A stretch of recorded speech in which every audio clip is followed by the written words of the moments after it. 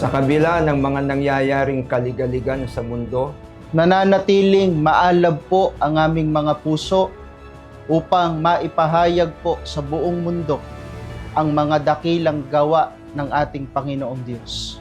Mga gawang nagpapatunay na ang Iglesia ni Cristo ay nagkakaisa. Masiglang kumikilos at patuloy na lumalawak. 112 taon ng pananampalataya, ng pagkakaisa at ng paglilingkod sa Diyos. Naway patuloy na pagpalain po ng Panginoong Diyos ang buong Iglesia at ang kanyang pamamahala.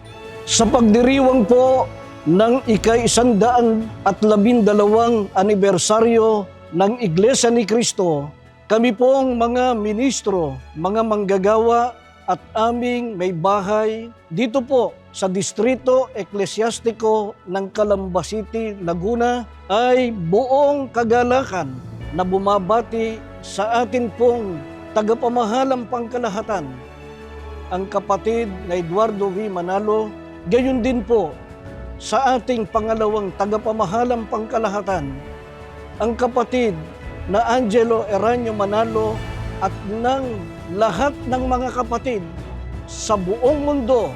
Happy 112th anniversary!